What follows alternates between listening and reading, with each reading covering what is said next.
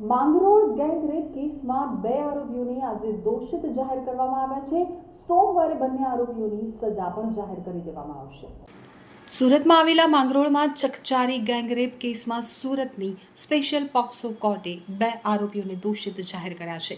Gangrape મામલે પોલીસે કુલ 3 આરોપીઓને ઝડપી પાડ્યા હતા, જેમાં એકનું ટ્રાયલ દરમિયાન બીમારીના કારણે મોત નીપજ્યું હતું, જેથી બે આરોપીઓ સામે ટ્રાયલ ચાલી હતી। બંનેને આજે કોર્ટે કસૂરવાર ઠેરવ્યા હતા। બંને આરોપીઓને સોમવારે સજાનું એલાન કરાશે। માંગરોળના ચર્ચિત દુષ્કર્મ કેસના 4 મહિના બાદ કોર્ટે બે આરોપીઓને દોષી જાહેર કર્યા છે। તો નવરાત્રિના પાવન પર્વ દરમિયાન સામૂહિક દુષ્કર્મ કેસમાં 3 આરોપીઓની ધરપકડ કરવામાં આવી હતી, જેમાં કોર્ટની ટ્રાયલ દરમિયાન જ એક આરોપીનું મોત નીપજ્યું હતું, જેથી બે આરોપીઓ સામે કેસ ચાલતા પુરાવાના આધારે કોર્ટે બંને આરોપીઓને દોષી જાહેર કર્યા હતા। 4.5 મહિના નવરાત્રિ સમય કોસંબા પોલીસ સ્ટેશન વિસ્તારમાં સગીરા પર થયેલા ગેંગરેપ કેસમાં કોર્ટે ઝડપી ટ્રાયલ ચલાવી માત્ર 130 દિવસમાં જ ચુકાદો આપ્યો છે। તો 15 દિવસમાં 3000 જેટલા પાનાની ચાર્જશીટ ફાઇલ કરી હતી અને 17 જેટલા મહત્વના પુરાવા રજૂ કર્યા હતા। કોર્ટે સોમવારે બંને આરોપીઓની સજાનું એલાન કરશે। આ કેસમાં બનાવ 8-10-24ના દિવસનો બનાવ છે। બનાવના દિવસે આ કામે ભોગ બનનાર અને એનો મિત્ર નવરાત્રના ગરબા જોવા ગયેલા હતા।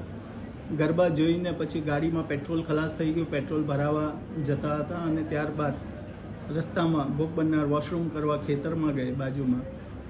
એ દરમિયાન 3 આરોપીઓએ આ ભોગ બનનાર અને એના મિત્રને જોયા, એનો પીછો કર્યા પછી ભોગ બનનારનો જે મિત્ર છે તે મિત્રના પહેલાં તો કપડાં કઢાવી નાખ્યા, એ લોકોને ધમકાવ્યા, ભોગ બનનારનો મોબાઈલ લૂંટી લીધો। એ મોબાઈલમાંથી ભોગ બનનારના ફોટા પાડ્યા, એની ચેન લૂંટી લઈ। ત્યાર પછી 3 આરોપીઓએ એક પછી એક ભોગ બનનાર સાથે ખેતરમાં ગેંગરેપ કર્યો અને ગેંગરેપ કર્યા પછી ગામ લોકો આવી જતા ત્યાંથી 3 આરોપીઓ નાસી ગયેલા। આ કેસમાં આરોપી વિરુદ્ધ BNSની ગેંગરેપની કલમો લાગેલી, પોક્સો એક્ટ હેઠળના તોમતનામું ફરમાવ્યું અને એટ્રોસિટી એક્ટ હેઠળનું તોમતનામું ફરમાવ્યું। ફરિયાદ પક્ષ તરફે કુલ 47 જેટલા શાહેદોની જુબાની લેવામાં આવી।